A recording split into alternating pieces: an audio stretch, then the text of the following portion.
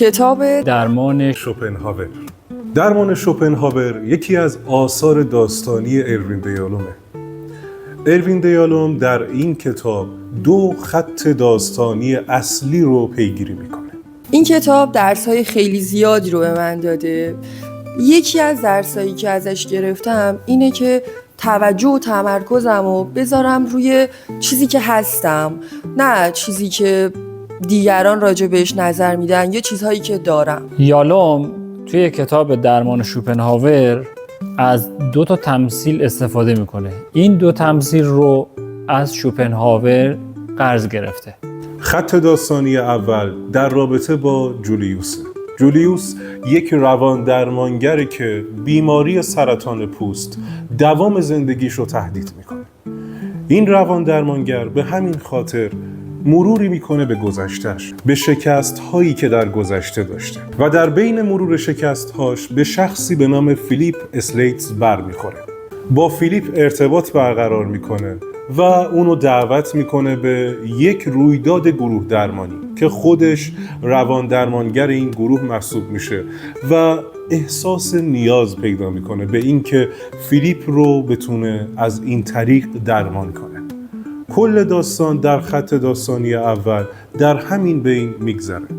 در بخش‌های بسیاری به من یادآور شده که تمام دارایی‌های من، هر چیزی که دارم، در معرض نابودیه.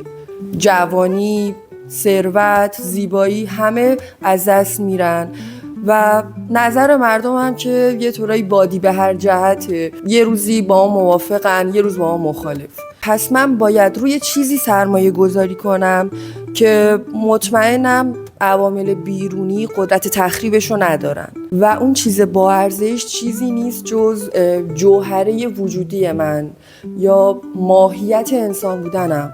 چیزیه که منو به عنوان یک انسان منحصر به فرد میکنه. چیزیه که گذشته زمان نمیتونه اونو از من بگیره و نابودش کنه. توی تمثیل اول شوپنهاور مثال جوجه تیغی رو میزنه. میگه که یک روز سرد زمستونی رو در نظر بگیرید که چند تا جوجه تیغی کنار هم قرار گرفتن. برای اینکه خواسته باشن از سرما نجات پیدا کنن باید اینها به هم نزدیک بشن تا از گرمای وجودی هم استفاده کنن. در عین حال تیغ‌ها باعث آسیب رسوندن به بدنشون میشه. بنابراین باید فاصلهشون رو بیشتر کنن. این بیشتر شدن فاصله احساس سرما رو دوباره به اونا میده. بنابراین باید یک فاصله معین از هم داشته باشن تا هم از سرمای زمستون نجات پیدا کنن و هم از گرمای وجودی همدیگر دچار رنج نشند. شوپنهاور و به دنبال اون یالوم در این کتاب معتقدن انسان در اجتماع هم مثل همین جوجه تیغی است. یعنی باید هم در اجتماع زندگی کنه و مواظب رنج‌هایی که دیگران به اون میرسونن هم باشه. پیشنهاد چیه؟ پیشنهاد اینه که انسان به آنچه هست توجه داشته باشه و این باعث خودبسنده شدن انسان خواهد شد. اروین دیالوم در خط داستانی دوم زندگی شوپنهاور رو بررسی میکنه. فیلسوف شهیر آلمانی که بر روان درمانگران، داستان نویسان و همچنین فیلسوفان پس از خودش تأثیر بسیاری گذاشته. یالوم با توجه به روانپزشک بودنش خیلی خوب تونسته مفاهیم فلسفی رو با گروه درمانی ترکیب کنه و اینطوری یه نسخه خیلی خوبی رو به مخاطبش ارائه بده تا بتونه با خوندن این کتاب از رنج‌های زندگیش کم کنه. توی تمثیل دوم شوپنهاور زندگی رو به تکه پارچه گلدوزی شده تشبیه کرده. شوپنهاور معتقده که انسان در نیمه نخست زندگی خود رویه زیبای تیکه پارچه گلدوزی شده یا زندگی رو میبینه. در نیمه دوم عمر میره سراغ پشت این تیکه پارچه گلدوزی شده.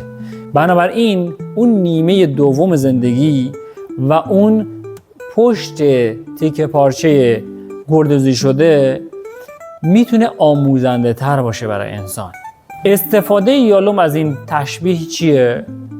یالوم معتقده که انسان باید در زندگیش اولویت بندی کنه. ما یک سری اولویت ها رو باید به اونها نه بگیم و به یک سری اولویت ها باید آری بگیم. اولویت هایی مثل عشق به خانواده، دوستان، اطرافیان، گذر فصلها، زیبایی فصلها، اینها میتونه اولویت های درجه اول انسان باشه و انسان به اینها آری بگه. هرگز واقعا طعم لحظه را نچشیده بود. هرگز اکنون را درک نکرده بود. هرگز به خود نگفته بود این لحظه، امروز، این همان چیزی است که میخواهم. این هاست که به روزهای خوش گذشته بدل می شود. بگذار در همین لحظه بمانم. بگذار در همین جا ریشه بدوانم.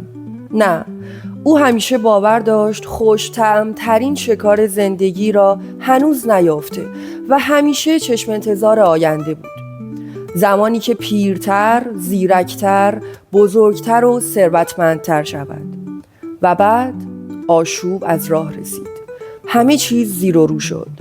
فروپاشی ناگهانی و فاجعه بار نگاه آرمان گرایانه به آینده و آغاز حسرتی بیتابانه برای آنچه قبلا بوده است. یک بار یکی از مدعوین به نهار پرسشی از او کرد که آرتور به سادگی پاسخ داد: نمیدانم. مرد جوان گفت: عجب عجب، من فکر می کردم شما که فرزانه بزرگی هستید همه چیز می دانید. شوپنهاور پاسخ داد: نه، دانش محدود است، فقط حماقت است که حدی ندارد. شوپنهاور باور داشت انسانی که دارای قدرت درونی و فضیلت است نیازی به پشتیبانی دیگران از هر نوعی که باشد ندارد. شوپنهاور اغلب می گفت جایگاهش در والاترین مرتبه انسانی ایجاب می کرد استعدادهایش را در آمیزش‌های بیهوده اجتماعی هدر ندهد، بلکه آنها را در خدمت انسانیت قرار دهد.